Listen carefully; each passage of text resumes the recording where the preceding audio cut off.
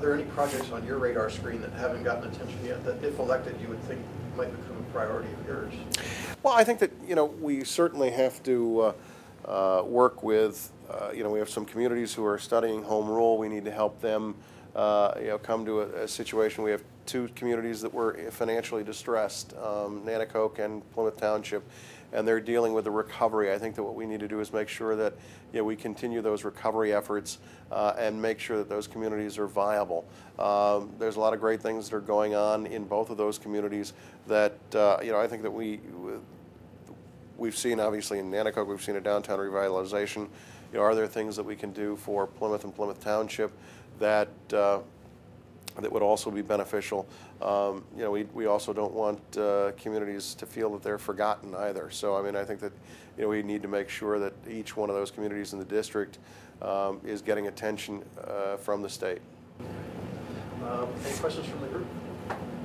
Mr. Morgan, is there anything that we didn't ask you that you particularly want to mention that you didn't get a chance to? Anything you want to go back and emphasize? Well, I think that one of the things that that I want to conclude with, I think, is that one of the concerns I have in Harrisburg is that we seem to be now. I mentioned, and it'll be probably a little contrary to what I mentioned earlier about being the only Democrat in the race, but this is a campaign.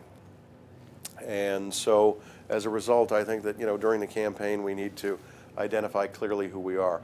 But once the campaign is over, we need to govern. And too often we've had the kind of blue team, red team mentality, afflict our government, where I can't, because I am a Democrat, do certain things because, excuse me, if I side with the Republicans on an issue, that gives them an advantage.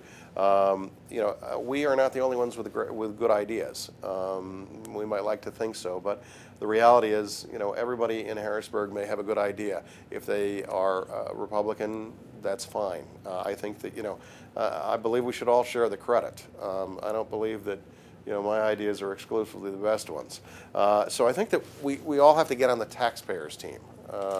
One of the other things I didn't mention, I have firmly committed to being a full-time legislator. I will have no outside business interests. I do own a rental property. I'll still keep that rental property. But beyond that, I will have no outside business interests. I don't believe that this is a position where we can go to Harrisburg three days a week and do what we want the other days. I don't believe that we can maintain a practice.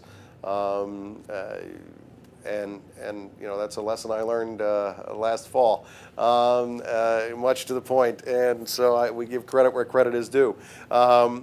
And I believe that what we need to do is look at some other reforms as far as lobbying. Too often, I think that in Harrisburg there is a sense that there are as many lobbyists in Harrisburg as there are in Washington. I think we have to have reform in that area. I think that people need to understand what's going on when we have conversations with someone representing, an interest. I think there needs to be some documentation of that, so that that we don't look like we're trying to do the backroom deal. I think that there's a credibility issue there that we have to address.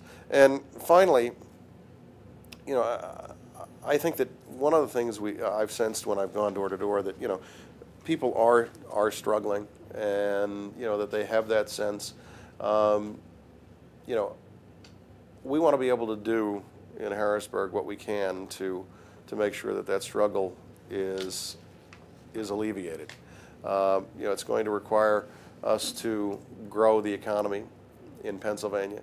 It may be as simple as streamlining our process of getting construction projects approved. I know that that's been a hassle for businesses dealing with various agencies, that sometimes approvals take forever. I think that we need to be committed to that.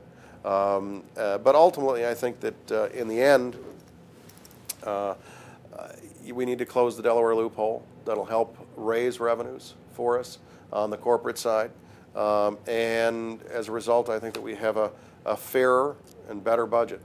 I think that we need to keep our commitment to our individual citizens and our individual taxpayers to recognize that they can't be the only ones footing the bill.